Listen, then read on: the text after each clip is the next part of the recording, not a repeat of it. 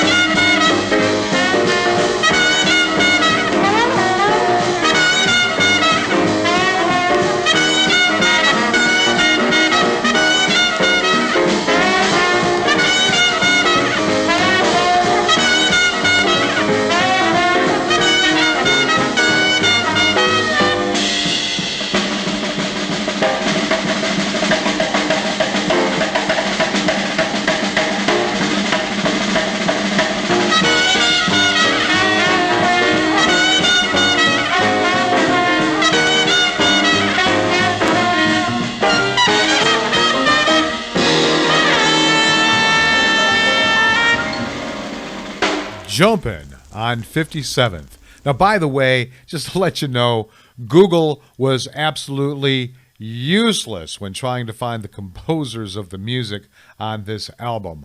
Only got one of them, and that's because it's a standard. Now, let's learn about the album that I picked for this episode.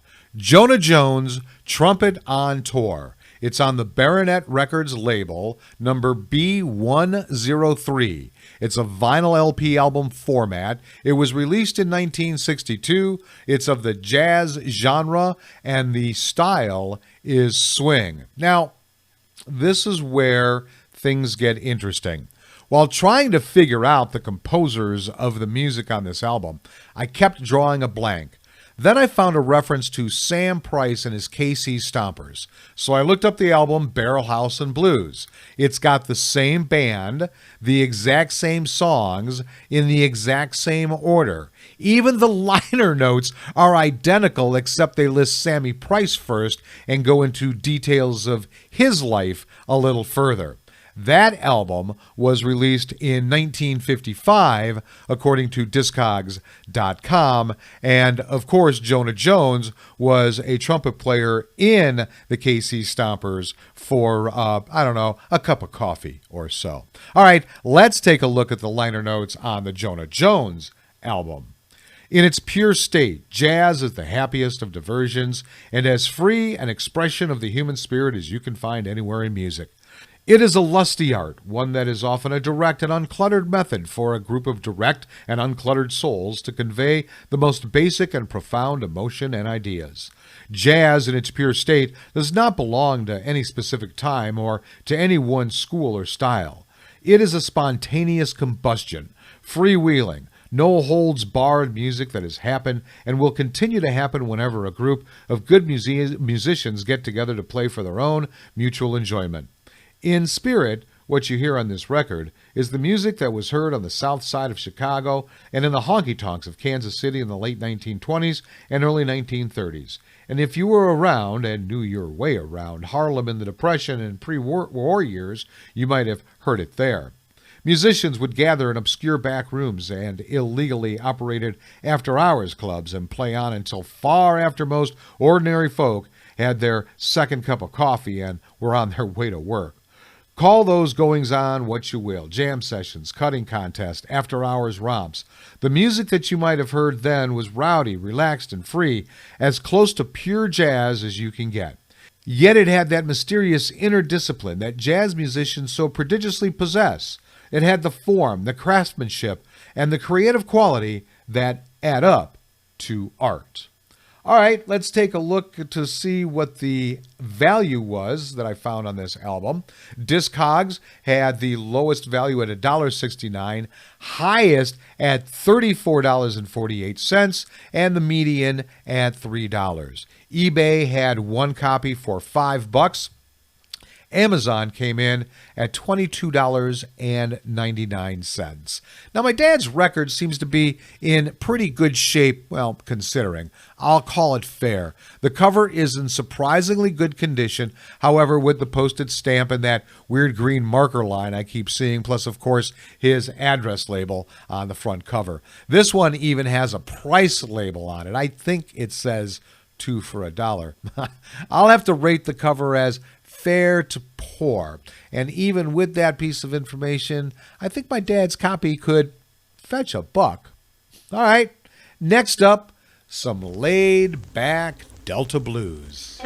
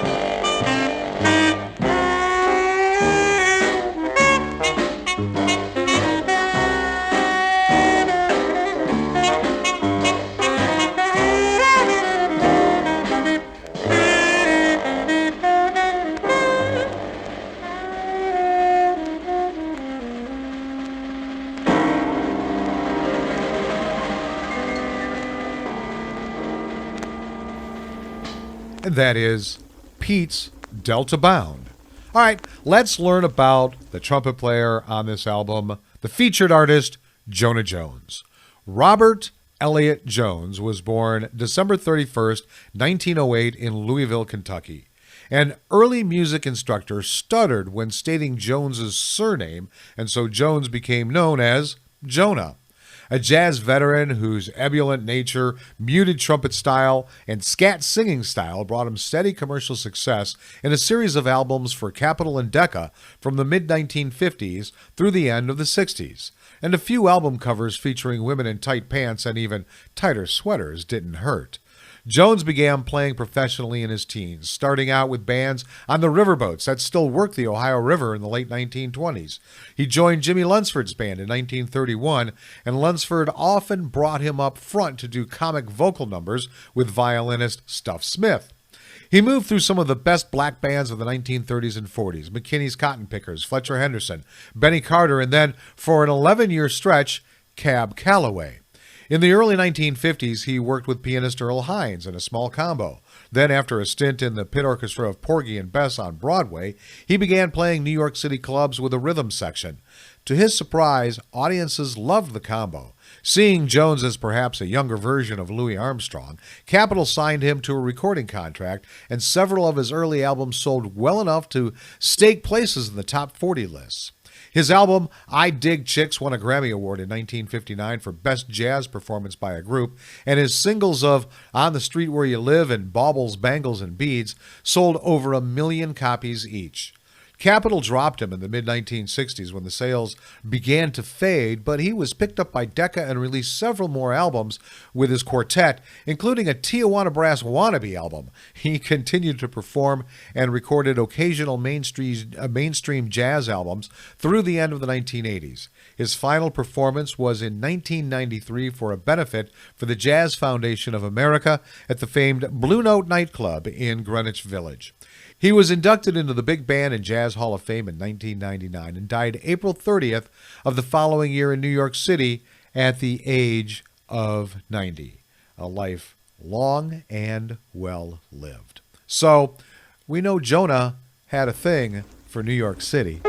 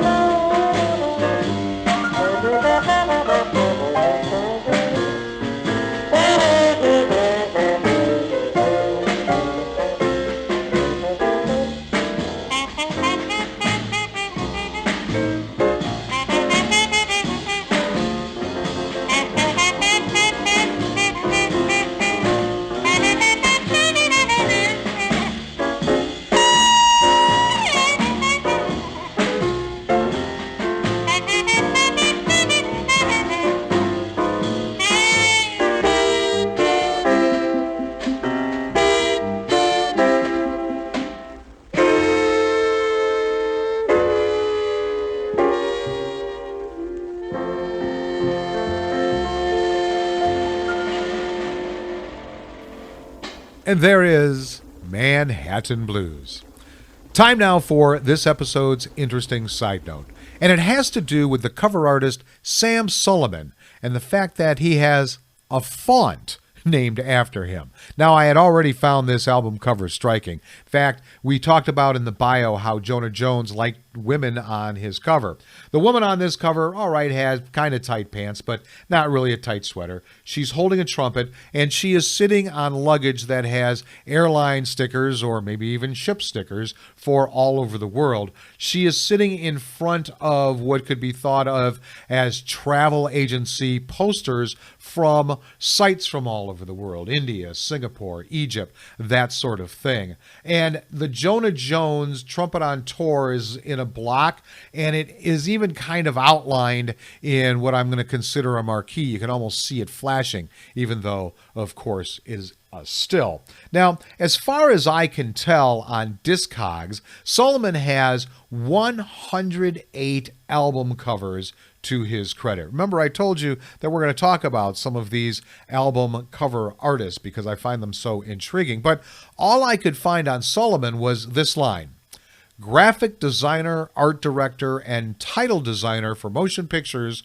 from the 1950s onward.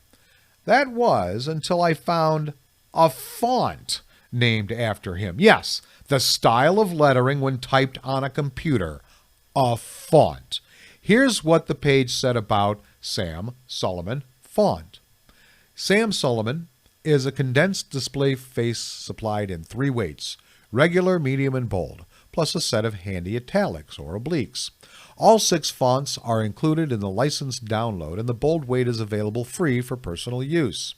The fonts are inspired by lettering on a Sarah Vaughan album cover designed by Sam Sullivan in 1962, perhaps influenced by a solo-type font called Herald Square, but without the font's aversion to diagonals and adding distinctive perky ascenders descenders on the lowercase r, a, u, g, and n. The K-type fonts also add the nubs to D, M, P, and Q.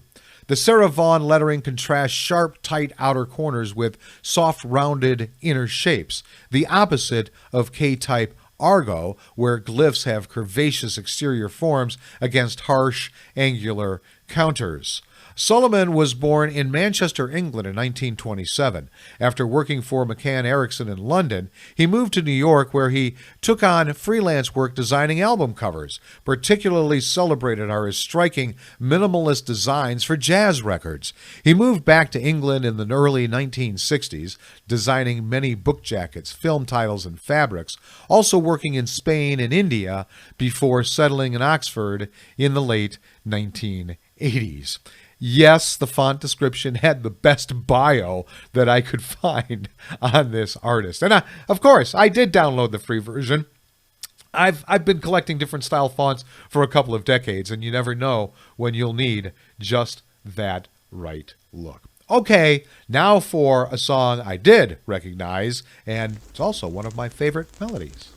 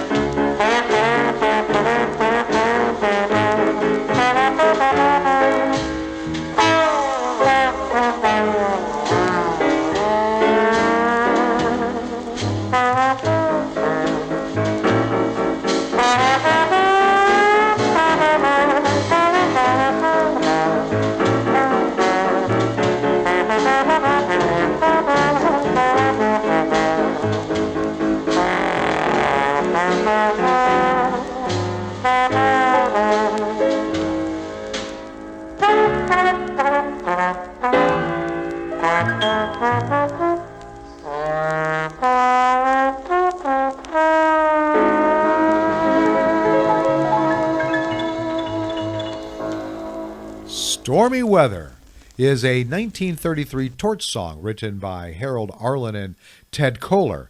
Ethel Waters first sang it at the Cotton Club nightclub in Harlem in 1933. Well, I hope you enjoyed this episode as much as I enjoyed bringing it to you. I really enjoy pulling these old jazz albums out. This is one of those that I wish I had known my dad had. It's just some simple, enjoyable jazz by a really great group of musicians, and no matter which name they recorded under.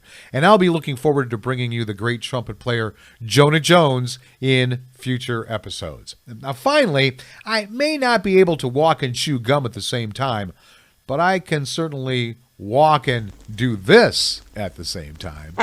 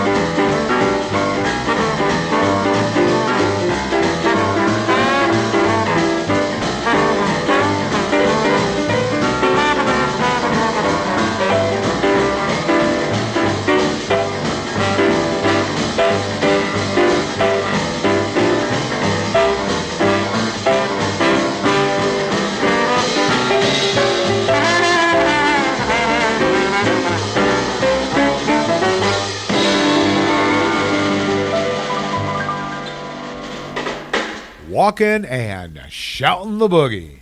And there you have selections from an album they liked so much, they released it twice. So thanks for tuning into Volume 45, Jonah's Trumpet on Tour, however you did. If you want more information about this podcast, head over to spinningmydadsvinyl.com. I'll be back next week with all my skips, scratches, and pops with Volume 46, My Fair Lady. Until then, go with the flow, my friends.